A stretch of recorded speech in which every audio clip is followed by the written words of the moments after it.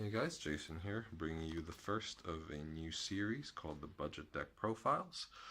Now, when I say budget deck, I think of decks that use cards primarily from the first few English Duel Master sets, since those are the ones that are fairly easy to acquire. Most people should probably have these cards lying around in their bulk, as we did, and I just thought, hey, why not just breathe some life into these cards? Now, the deck that we're looking at today is a Nature Light Rush deck. It it's supposed to basically start coming to life on turn 3, or at least when you hit 4 mana. And as as I go through this deck profile, I think you're going to see what I mean.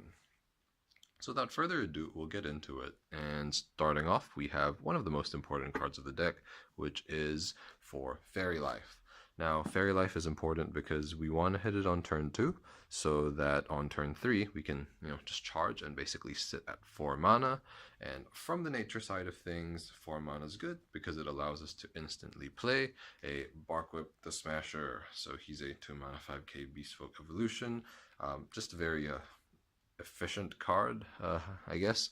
He's good at running over creatures and breaking shields and just generally applying pressure to the opponent, since unless you break into a shield trigger, they won't really have an answer for him until the later turns. Our Barkwhip, of course, evolves on one of our 4 Torcons. Now, Torcon, 2 mana, vanilla creature pretty much. He's just a shield trigger. Then that's why we have him here.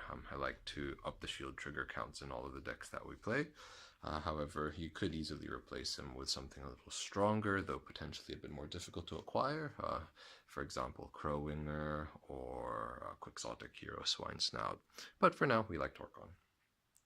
And of course, what is a nature deck without everybody's favorite Bronze Arm Tribe? 3 mana 1k, when you play him, get a mana. So we do have our forms of mana acceleration in the form of Faerie Life and Bronze Arm. And Bronze Arm is pretty much a 2 mana Beastfolk when you're sitting at 4 mana for the purposes of playing a quick Barkwhip, if that makes sense. Now, the last of our nature cards are for Natural Snare. So I understand that it's very hypocritical of me to say, hey, this is a budget deck, I use cards that are easy to get and that are lying around in your bulk. But the reason I threw in 4 Natural Snares is I just happened to have 4 readily available that weren't used, and to give this deck a bit more of a fighting chance against some of the stronger decks. In saying that, it is solidly a tier below, but on a given day it can certainly hold its own against them. So Natural Snare is just very important for that to be the case. If you were to replace Natural Snare, I would say Dimension Gate gets my vote, since this deck does play a heavy creature count.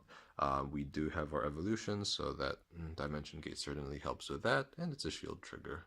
Although I guess any other splashable nature shield trigger or form of spot removal could take Natural Snare's place if you're just not wanting to shell out anything and just use exclusively bulk.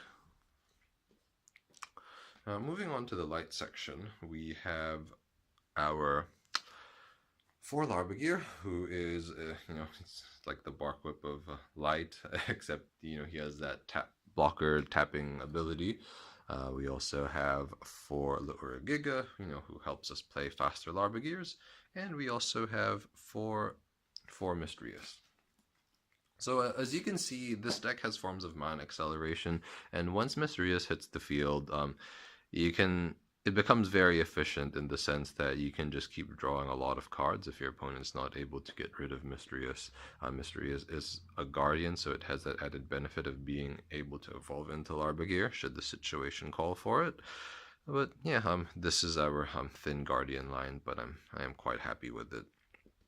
So as you can see, if you have Mist Rias on the field, you can just be like, boom, just play a Ura Giga, draw an extra card, or boom, play Barkwhip, draw 2 more cards, stuff like that. The last cool card that combos well with Mist Rias, or I guess that's just generally good to have around, is, as you've guessed, Magris. We play Magris in all of our light decks pretty much. It's basically like the light Aqua Hulkas. We just play him because he allows us to draw a card, and we can play Mysterious on turn 3 if we get that turn 2 Faerie Life, which I keep talking about. And yeah, so that's pretty much why we have him here. Another cool thing, you have Mysterious out, play Magris, draw 2 cards. Also, I apologize if I'm getting the names of these two mixed up. I tend to do that sometimes, but I'm sure you know what I'm talking about. Now, the last of our light cards that we're going to look at are, of course, 4 Holy Oz. So again, same deal as Natural Snare. It's won us a couple of games, especially against some of the more powerful decks. But if you were wanting to switch it out, I would say Colon the Oracle gets my vote since it's a shield trigger and it taps something. Solar Ray, you could also throw that in, but not quite as good in my opinion because Colon's a creature and, you know, kind of adds pressure to your opponent. But yeah, that's really all there is to it. So very quick deck profile. Everything's fairly straightforward. The deck is a lot of fun to play. Most people should probably have a lot of these lying around in their bulk, so I think it would be super cool if you guys gave it a shot. I certainly had a lot of fun making this deck, and I felt very proud of it once I did make it and it started doing well against some of our other decks. Thank you for watching, and have a great day.